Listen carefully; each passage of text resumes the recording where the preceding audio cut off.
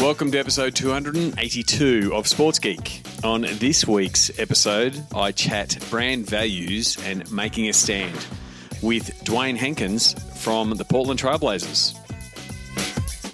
Welcome to Sports Geek, the podcast built for sports digital and sports business professionals. And now, here's your host who is journaling every morning, or most mornings, Sean Callanan. Thanks, DJ Joel. Yes, my name is Sean Callanan, and yes, mostly, but most mornings, I am journaling. It has been something that I've said previously in the podcast. Has been really effective during lockdown. I think I did 100 days in a row in the early lockdown days, but missing a day every now and again, but I don't beat myself up about it. But it's good to get those thoughts out of your head sometimes. Thanks very much for listening. You can contact me via email, sean@sportsgeekhq.com, or via Twitter at Sean Callanan or at SportsGeek. Or you can reach out to me on multiple platforms, including LinkedIn. Send me a message. Or perhaps you have been joining me on the Sports Biz Zoom calls. If you're just tuning in, if you haven't tuned into the podcast for a while and you picked this one up because Dewayne is my guest today from the Portland Trailblazers, you've missed a lot on the Sports Biz Zoom front. We discussed membership ticketing, esports gaming, broadcast, sponsorship, grassroots sports, digital. And in the last couple of weeks, we have now moved our the ability to watch a replay for Sports Geek Patreon subscribers.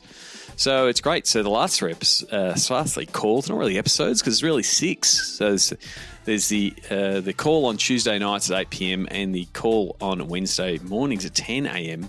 Now that's in my time zone, Australian Eastern Standard Time. But it does work quite well to midday in Europe and South Africa, or in the early evening on the Tuesday for my US friends and North American friends, I should say. So the last 3 episodes are available on replay. So if you want to catch up, learn about stadiums and venues, dive into our discussion about redesigning sport in a post-COVID world, or the discussion we had last week, or this week actually, which was, or as I'm recording it, ticketing in 2021. How many cheeks in the seats? How do we get people back in the stands? So please either check out those replays or check out some of the topics we've got coming up. This week's will be millennials and sports. If you're listening to this very quickly, you'll be able to get into tomorrow's call.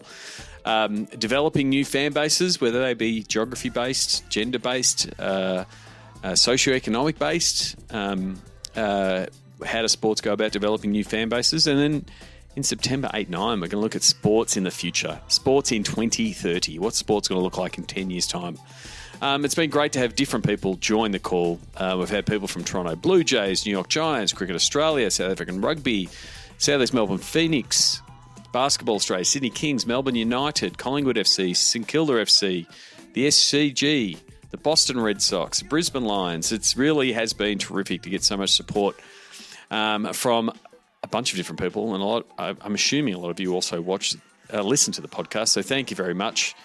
And also thank you very much to the Patreons that have come on board. Had a lot come on board, especially since we've started the Sports Biz Zoom replays. A quick shout out, Darren Anderson, thank you for signing up.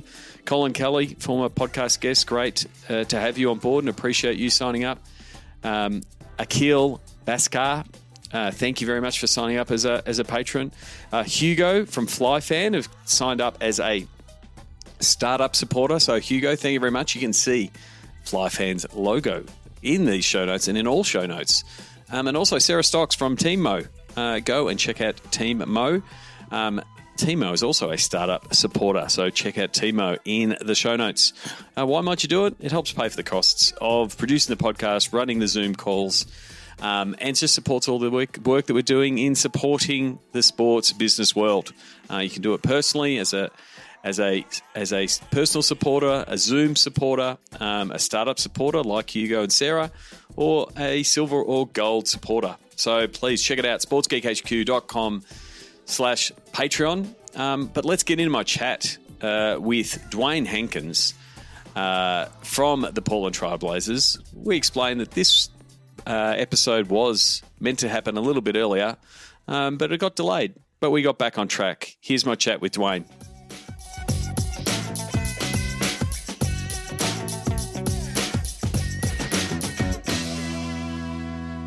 Very happy to welcome a good mate of mine all the way from Portland, Oregon, the Portland Trailblazers. He is the Chief Marketing and Innovation Officer for the Portland Trailblazers, Dewayne Hankins. Welcome back to the podcast. It's great to be back and great to see you, man. It's been a while. How's everything going? It's going well. It's going well, and it has been a while. I think we actually had this podcast scheduled like way back in the olden days. When COVID hit and the NBA shut down. So we will get into that. So thank you very much for rescheduling. We will get to that because we can't have a conversation without talking about some of those big issues. But you were one of my first guests way back when the podcast was clipping different radio interviews, and we had a short chat there about your time when I was on ABC Grandstand. So I want to go back. How did you get your break into sports? Wow. So I went to school for computer engineering in Ames and Iowa State University, and I lasted about a semester, maybe a little longer, before I changed to journalism. And for 3 years at college after that, I had no idea what I wanted to do. But then I started looking up the opportunity to work in sports. And it was really interesting. I was never good enough at any sport at all to perform in them in any way. But I loved sports, and I grew up with the Michael Jordan Bulls, and watching The Last Dance this summer was exactly sort of my era. Yep. And that's how I fell in love with sports. And the idea that you could work in sports, again, didn't strike me until I was ready to graduate from college. So it was kind of just in the nick of time. And I got an internship with a minor league baseball team in the Chicago suburbs, King County Cougars, which led to another internship, this time with the Marlins. And then, I eventually hitched my wagon in Minnesota with the Wild. And that's really where I had my first opportunity to do things. And I kind of saw at the time with the Wild this opportunity that was really growing to do more in the digital landscape. This will show my age, but, that was when MySpace and Facebook and Twitter and those things started really taking off. And what was interesting about that time was that you really were able to just all of a sudden, subscribe or follow or like all these different either teams or personalities. I remember at that time, even like following your account and being like, oh, this guy knows what's going on, or like Shane Harmon or other folks. And that's how we met, and that's how you met other people and you learned about the business. And I think in following all the teams at the time, it was pretty clear to me that they were giving the keys to their PR departments and saying, here, you guys run with this. Like, this seems like a really good place to blast our press releases. And every team was doing that. And then that opportunity with the Wild led to working with the Kings. And at the Kings, my mentor and my still boss, and at the Blazers now, Chris McGowan, I had these ideas, and we had these ideas about doing things differently. And, one thing led to another. And that's how we ended up on your first episode of the podcast.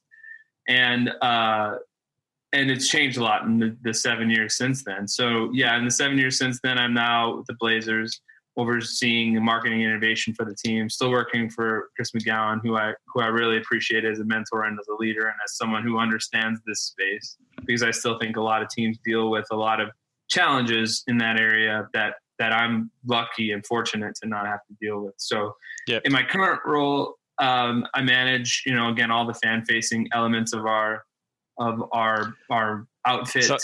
So I'm going to stop you there, because you're going. I mean, this is my episode. You're going far too quickly. There's so much more I want to mine there. But that is fine. Didn't mean to cut you, because I just even just the titles that you did hold, at Minnesota Wild of Web and Creative Services, that didn't even have digital in the name. It's right up there with Jeremy McPeak's title that he had. Webmaster was one of my favorites, because you were in that space where you were like updating MySpace, but just being, can you be the guys that update the website? And then digital started to become more in play. Digital strategy started becoming a thing, and then as you're now at Portland, marketing and digital were mashed together in both in your role as VP of marketing and digital. Like that transition from the digital guys are updating the website and social, and that's what they're doing, and melding that the marketing efforts and digital. Like, how important was that, in your role in Portland to have those two together and having working those hand in hand? Because early on, like digital, there was friction between digital and different departments because everyone was still trying to control different pieces. How important and how much easier it is to sort of bring those two together? Yeah, that's a really good question, Sean. I mean, for me, I think, again, I give a lot of credit to Chris here, but he saw digital as the future of marketing. And so in his mind, if you knew digital, then you could learn the marketing piece.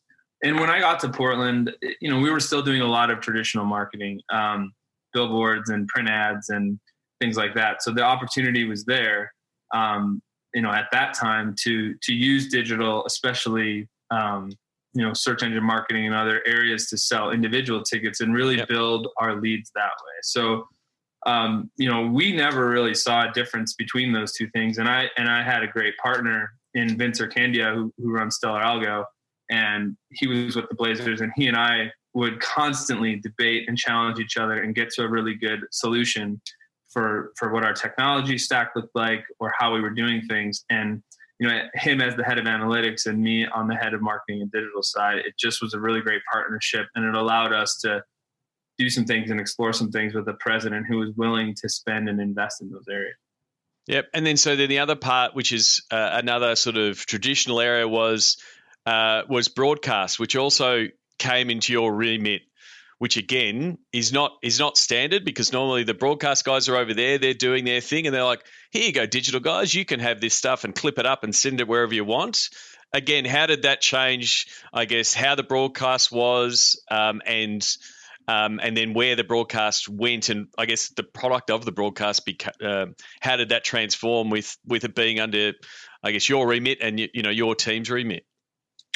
Yeah, another great question. So in the American sports, a lot of the time the broadcast lead at a team doesn't necessarily do much besides interface with the RSN and have that relationship. We're one of the few teams that does our own production and our own broadcast internally.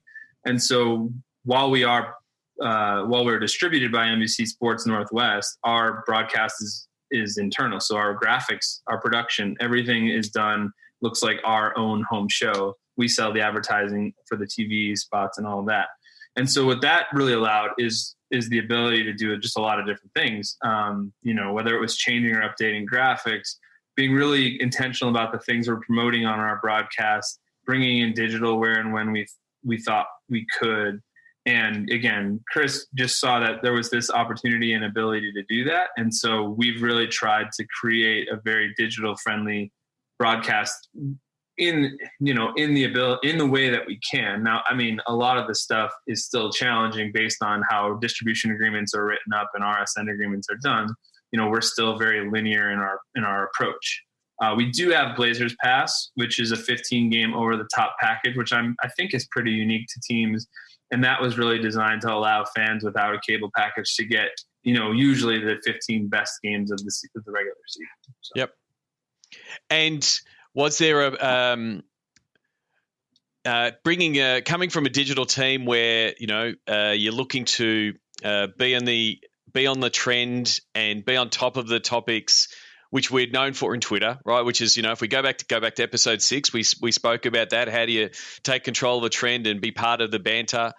That agile nature of your digital team and training a digital team to be able to respond to those things, were you able to take some of that to broadcast?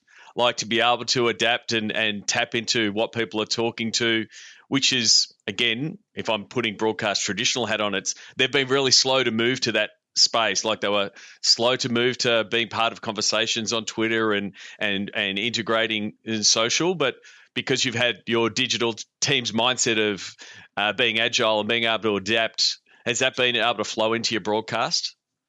Yes, for sure. And I have to give, there's so much credit to be given to who allows that to happen. And it starts with Jeff Curtin, who runs our broadcast team and understood very early on that stuff was going to be important and didn't create a wall for us to have to climb over to get that done.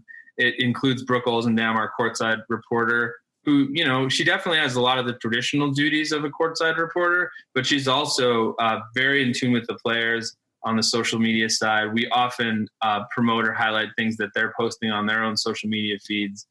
We really try to incorporate the player's personality into the broadcast, because we feel like that's the one place, aside from our digital content, that we can really let the players' personalities shine.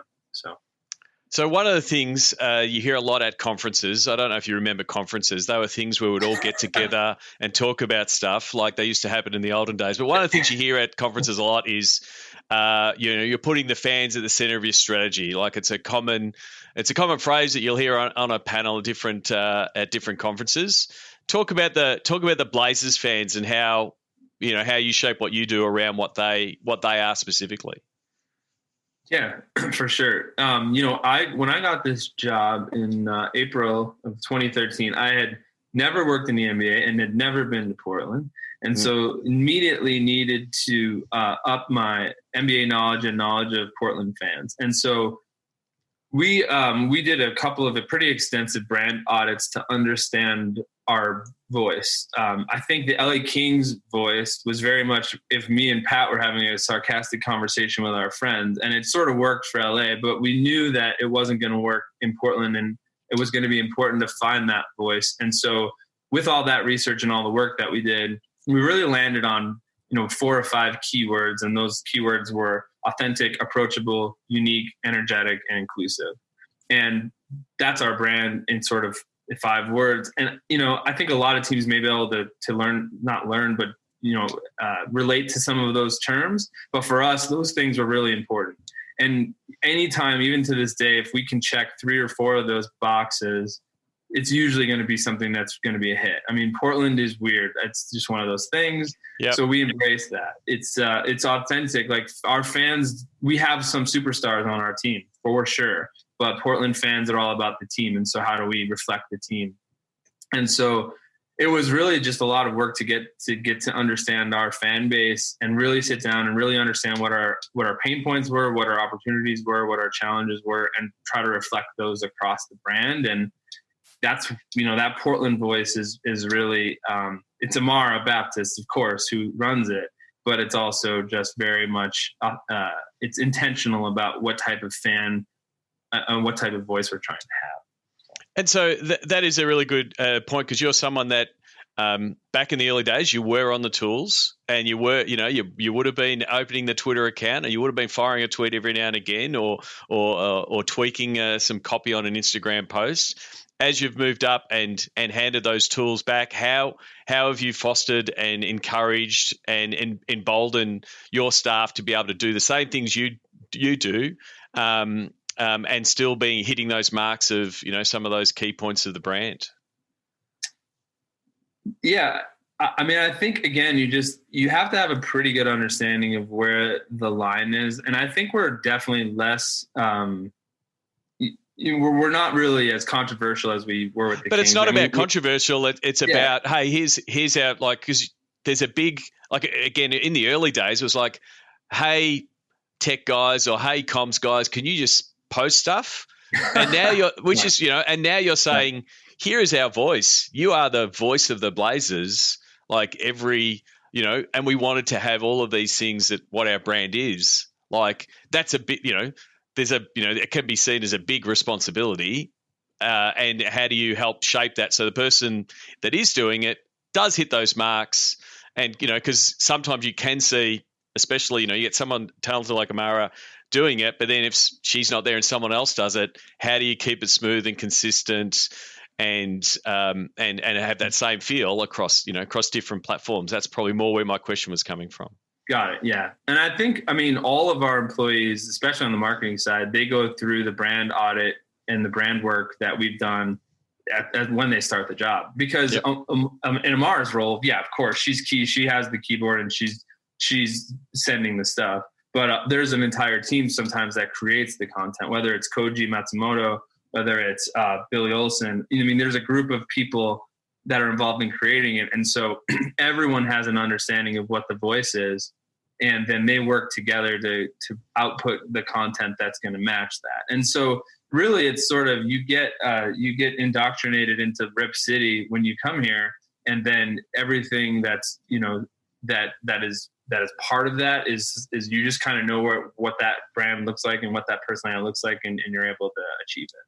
So it just becomes that sort of group think when you're working on different campaigns or workshopping different things, or bouncing back ideas backwards and forwards on what this content's going to look like, or how are you going to do this billboard, or what this TVC is. That's the way to sort of get that voice. So a billboard matches a tweet effectively. Yeah, I mean, our head of creative services, he runs a meeting based on the Pixar meetings called the Brain Trust, and it's a group of people that get together from all walks of the organization, and they bring up ideas, and they're very very open and intentional and honest about what ideas are good and what ideas are bad and what makes sense for us and what doesn't, and they get a lot of great content coming out of those meetings. So it's just, you have to be able to understand and realize that it's not based on title who's going to have the good ideas. In fact, the best ideas can sometimes come from the people on the front lines, and then no one has any ego about where those ideas come from, because at the end of the day, it comes out on the team account and it's about the team. Yeah. So. And I think that team mentality is really important, because I have seen super talented people with the great thumbs that can do it, that then go, I'm moving on to some other opportunity. And you're like, hang on, what happened to that account? The whole, and you realize it was really the talent piece, which again is absolutely vital. But if you can't have, a next man up type of, or next woman up type of mentality, it can make, the length of the brand and building on the brand a little bit harder. Yeah. And again, you make sure you hire really great people that are in a lot of ways irreplaceable, but it's about the brand and not the person. And so should they move on or have a different opportunity? Or, again, I've been in that role. It's a grind. I mean, it's 24 hours, 7 days a week, depending on what happens. And you're constantly updating and refreshing your feed. And you can only do that for so long before you have to hand the keys to someone else. So. Definitely. So recently, you added Innovation Officer to your title. What does that mean? Yeah, so for us, that means it's good timing with all the things going on, although this happened before then. It really means that in addition to, overseeing the marketing and the digital piece, it's where our business goes from here. The NBA made Amy Brooks the Chief Innovation Officer, and they have asked the teams to take a harder look at innovation and push on innovation. So we're doing that. And that, again, that means what sort of new types of projects, new streams of revenue, new ways to find fans. Those are all the projects that our team is focused on. There's a very talented woman that works for me, Krista Stout, and she oversees that group, the innovation group, as well as our social responsibility group. And so, she's on the committee that the NBA has, which is 6 or 7 teams, and sits on that committee. And they're talking constantly these days about, barriers that can come down, walls that can come down to help drive and create new revenue streams. And it's going to be really, really important for us moving forward. And, we've always had a really good relationship with our IT team and our technology group. And this group does not report to me, but we have, it allows us to be in lockstep with them as we look to create our marketing technology stacks and do things to better personalize our marketing to our fans. So you mentioned it, like you've been in that role since, October, and it's been a focus since then. Is innovation harder during a pandemic, or is it like absolutely necessary during a pandemic? Or is it just happening because you're doing so many different things and changing processes that it's almost innovation by accident? Yeah, it's easier, if anything, because it's forced our hand in a lot of ways, right? We never would have thought we would have need to have virtual fans at games, and now here we are, filling seats for virtual fans. So it's not. I hesitate to use the word exciting because we're in the middle of a pandemic. It's not exciting, but it is stimulating and it's interesting, and we have a lot of work to do. And it's creating. If you're creative and you have great ideas and you have you're the kind of person that likes things to be new and different and fresh. Like, this is the time to be in the league, because we're being forced pretty rapidly to change the way we're doing things. And it's not just our industry. I was talking to some other folks, and I always talk about, when Apple comes out with a new system update, I'm always thinking, okay, well, they're doing notifications different. They're doing location. Like, how are we going to market and do this? And this pandemic has been like a software update for the world. Yeah, no, it has. We're sitting here thinking, okay, more people are up shopping online. More people are ordering groceries this way. So how is this going to change us when we eventually come back to having fans in our building? One small example of that is, okay, why do we have to stand in line to order food? Why can't we order food from our phone and just go pick it up? Like, why is there any of this? So it's really making us think through every journey that a fan has in their game day experience to make it not only safer, but how can it just be easier? And so, that's what we're working through right now. Yeah, because we have got fans that have already got changed behaviours and will have changed behaviours. But the other part, and I take your point, exciting is the wrong word, but there are things that are being forced upon us, like virtual fans, that you just wouldn't have considered because you were like, we've got to fill the rose garden. Like, that's your focus. We're going to get the cheeks and the seats. Right. And now it's like, oh, well, how about we focus on the fans that aren't in the stands? Well, what can we do with them? It's like, well, some of the innovations and some of the things that get rolled out now don't need to go away. Like, the idea of these virtual fans, well, why wouldn't that still continue when you come back and you have different fans from around the world being part of it? I did want to touch on something. How much do you think Paul Allen's legacy helps drive innovation for the Blazers? It's 110%. Paul was no disrespect to anywhere else I've ever been, but the Blazers were his passion, and he was an innovator at heart, and he always was asking the right questions and pushing us to innovate and be different and change and even push the NBA on their league rules. And Jody's the same way. Jody's been the same way. She wants us to push the envelope and be different and try things and change. And it really, really is built into our DNA as an organization to do this sort of stuff, which again, I just feel so lucky. I talk to a lot of other teams who struggle with getting the resources or getting the buy-in. And, so much of what we're able to do is not because of, me or anyone on my team, but it's the runway that we've been allowed by ownership and by our president to go out and do different new things.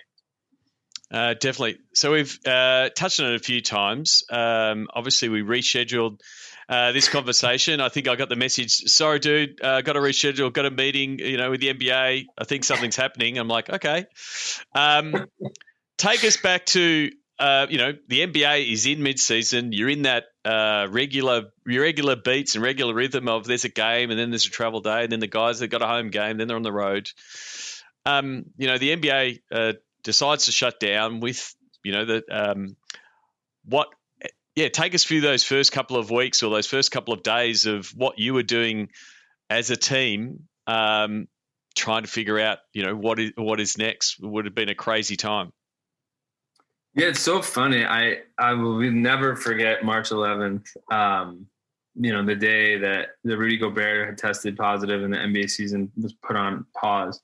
But it really bubbled up to that, right? I mean, we were at the end of February, we were sitting here wondering how we were going to tackle this and what we were going to do to get our arena clean and make fans feel safe. And we had a home game a couple of days before that, and the no-show rate was one of the highest no-show rates that we'd ever seen in a game. Yeah. And it was starting to feel like, okay, people are feeling a little less confident coming. And I was at work that day on March 11th, and we did not have a game, but the OKC game was about to start, and they were playing Utah. And their game was like paused, or it was odd, and I'm like, I just have to get home. Like, I'm already late. I gotta get home. And I'm driving home, and my phone just starts blowing up with text messages, and I don't read them and drive. So I pulled over and started reading them, and they said that the game had been canceled. And then quickly after that, Tom Hanks had it. And then quickly after that, the season was on hiatus. So we had to turn around. I think I went home because I was helping my kid with some science fair stuff, and then had to quickly turn around and come back to work. And we kind of spent all night crafting our strategy with season ticket holders. sponsors, what our content was going to look like. I mean, we as a leadership team, we got together and just talked through it all. And then the first few weeks of it, everyone was transitioning our staff of 200 to work from home, which we've never had to do. And you're just sitting and waiting for more news and information from the league, which, they didn't know, and like nobody did, where things were headed. So it was really, my priority was making sure that our staff of marketing folks felt comfortable and they had what they needed and they had the tools that they needed. So I spent a lot of time doing that.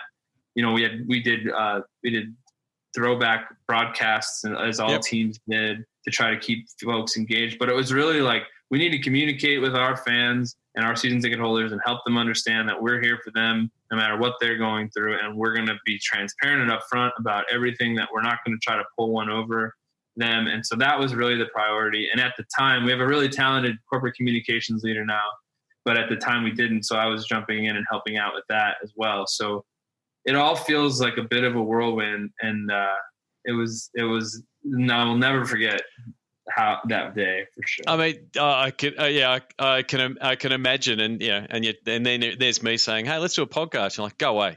But it was fun. It was interesting to watch, and it wasn't just the NBA. It was, especially the sports that stopped. That that first 2 weeks, the holy hell, we have no games period. We're not off season. We're in season, and all the stuff that teams were throwing at the wall, like, hey, here's replays and here's throwbacks, and there was a bit of we're in make good territory. Like, we've got to keep everything going because we've got to do, and you're talking to sponsors, like, we still need stuff, like, but the sport might come back. We don't know where, and there was a real fervor of activity from a lot of content teams to go, well, normally we're posting this much stuff every day of the week. We'll sort of keep that pace up. And then we sort of, like, 2 or 3 weeks in, we're like, okay, we're in here for a while. Let's take a deep breath and slow down a bit. And, we don't lack time because everyone's stuck at home. Mm-hmm. Did you find that both your team found a rhythm working from home, figuring out what content, and sort of how the fans wanted content, and a few different things after that initial flurry of there was a lot of posting and different content, but then you found a bit of rhythm because it was sort of like a pseudo off season, but it was a pseudo hope it's coming back season. And like you said, then there's the comms piece of, we'll keep you informed as much as we're informed because you don't know when you're coming back. Did you sort of find a rhythm of this? Again, it's like a weird COVID off season. I'd be lying if I said we found a rhythm. I think there was so many things happening at once because you had COVID, and so then you were kind of wondering,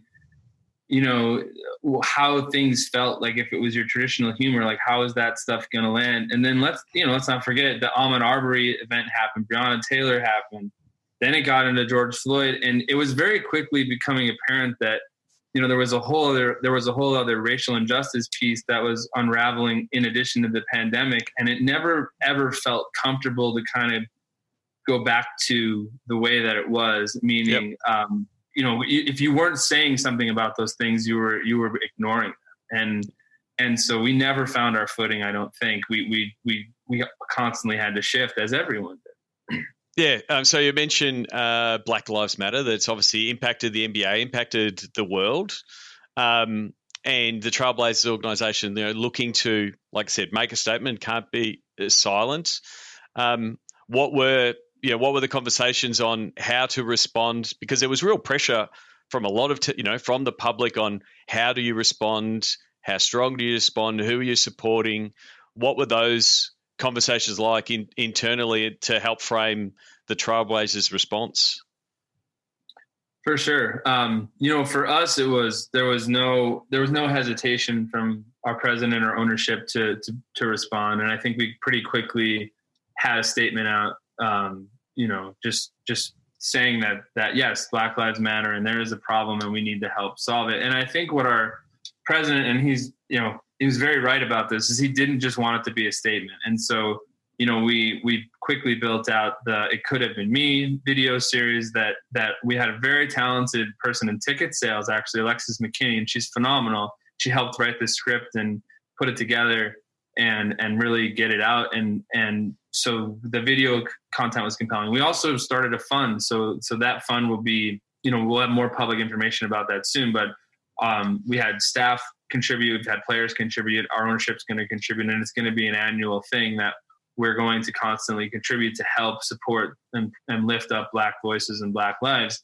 And that's really, really important to us, and has been for a while. We've been engaged in DEI work for the last 3 years as an organization, to try to understand what diversity and inclusion means and how it can help raise voices and create better content and have better business outcomes. And so the timing was all these things in America happened at once. And so it was very, very heavy, especially for people of color at our company to deal with, and rightfully so. And so it was a lot. And we had to come out with a very, very clear message. And, it's challenging because there is this idea that it's political. And I just unfortunately don't agree with that. I think that, it's silence, and that's basically consent, or it's you're speaking out on this stuff. And if you can't get behind the fact that all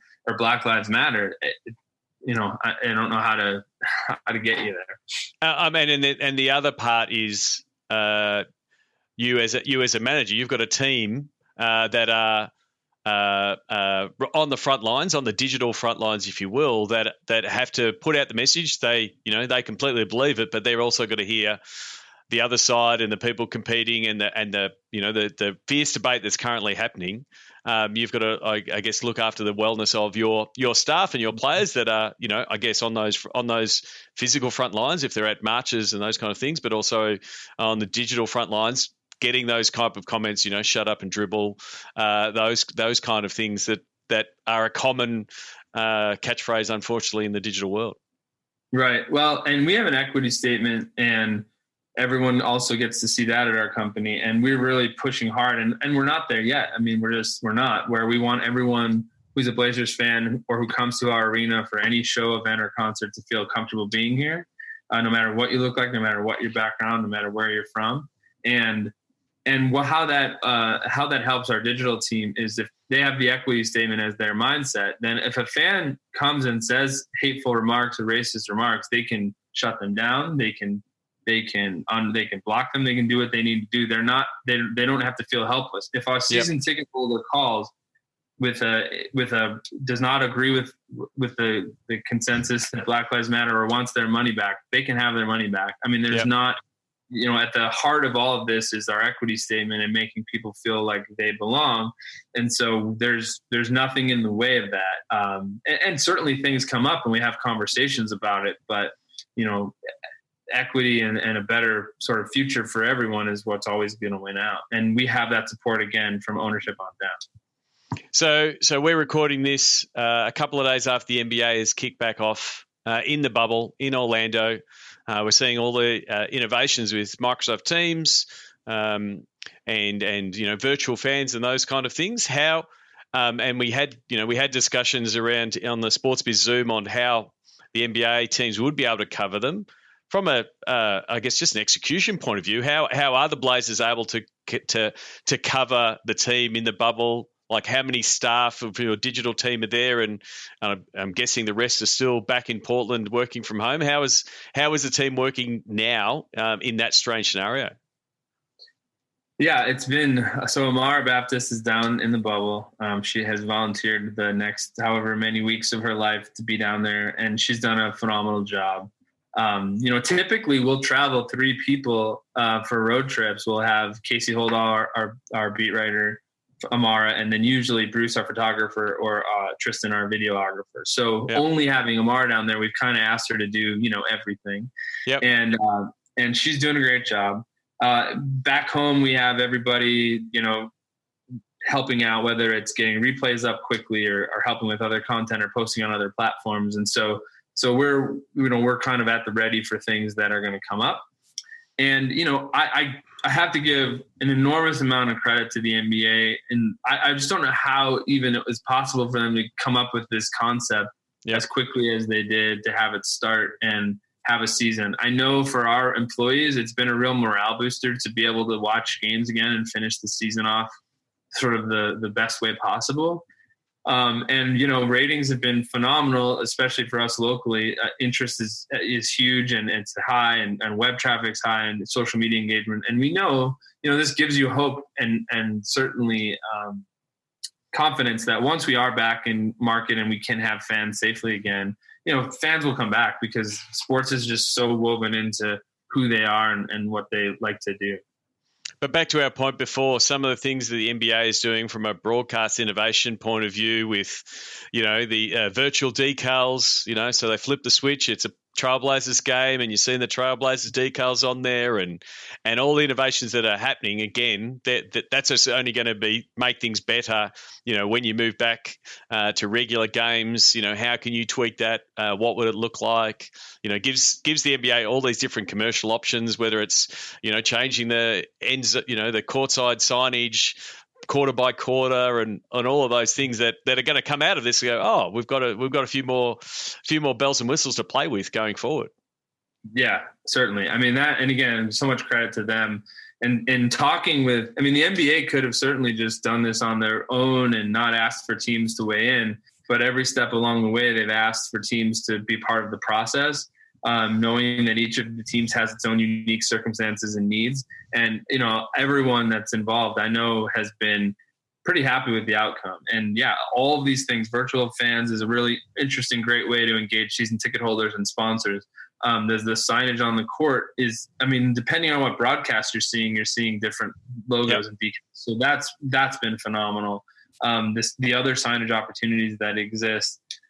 It's in the short time, again, that they were able to pull it off. We've been able to carve back a lot of revenue that we thought was actually just going to be lost.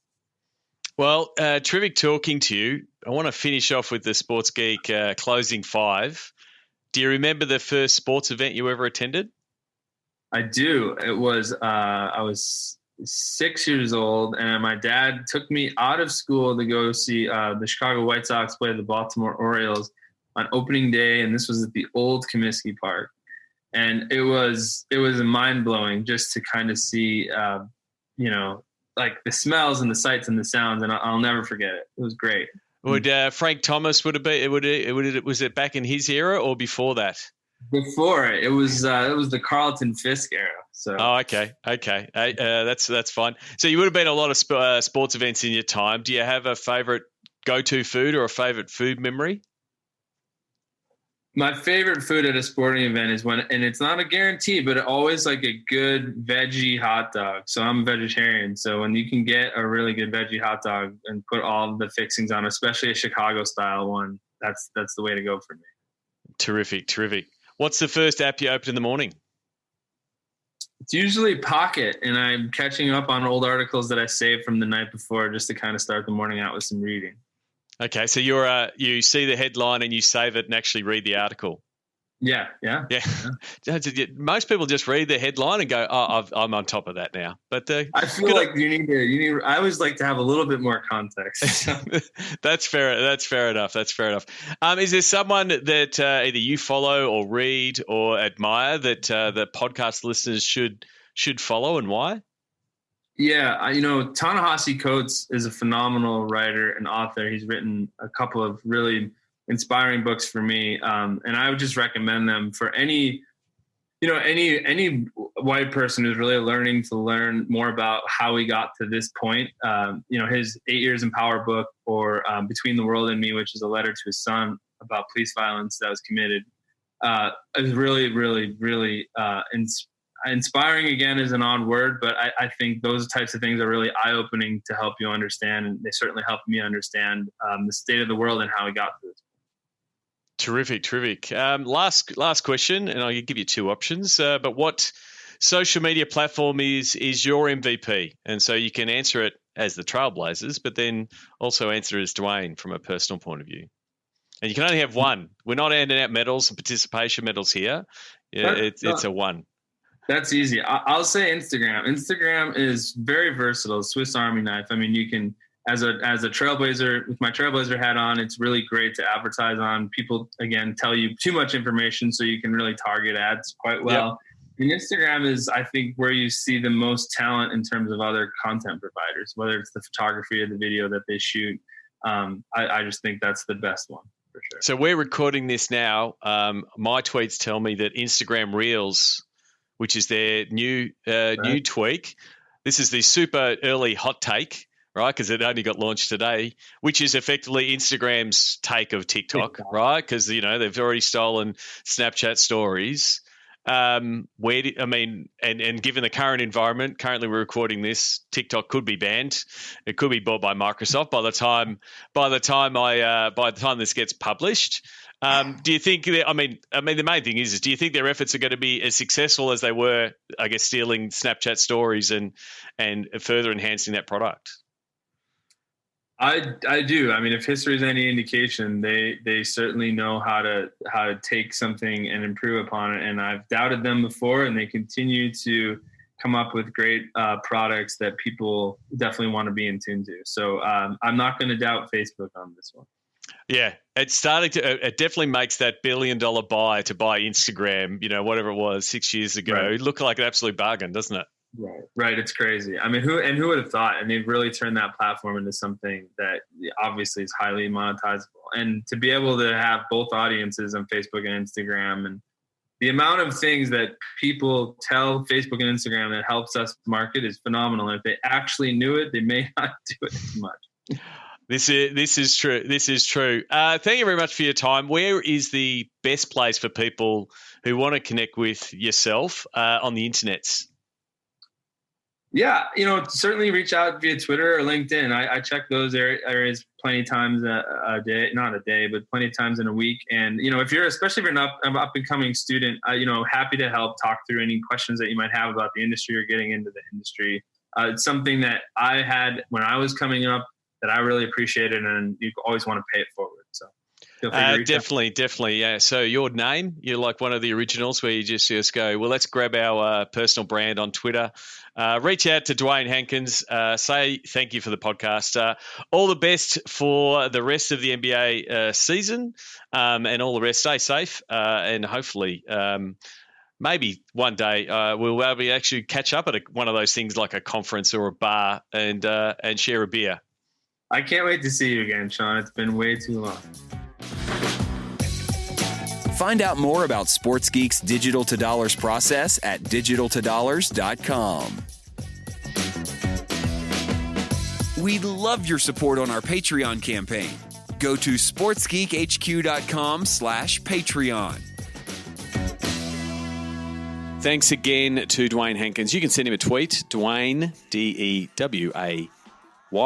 Hankins on Twitter, or reach out to him, Dewayne Hankins, on LinkedIn, and give him some praise on what the Portland Trailblazers have been doing online and some of their efforts that they have been putting out there, but also what they're doing on the court. I'm recording this after Game 1, where in the playoffs, where the Portland Trailblazers fairy tale run has continued, not only getting into the playoffs, but beating the Lakers in the very first game. So it was funny recording that before that Cinderella run started. They were in the bubble, but what an amazing run it has been so far, and all the best wishes to my friends at the Portland Trailblazers. Before I jump off this podcast, it has been a bit of a conversation piece, and was a bit of a conversation piece around the redesigning sport post-COVID. For mine, the world of sport is going to change. It's going to change. It's going to look very different in the next 12 to 18 months. I know there's a lot of my friends and people who are listening that are currently out of work and being pushed out or displaced by COVID. If that's you, please reach out. Please get in touch. I'm doing my best to help find opportunities for people. But I want to be connected with talented people that are looking to do cool things. My goal for 2020 was to work on big problems and work on cool things. For that, I need smart and talented people. So if you're out of work and talented, please get in touch.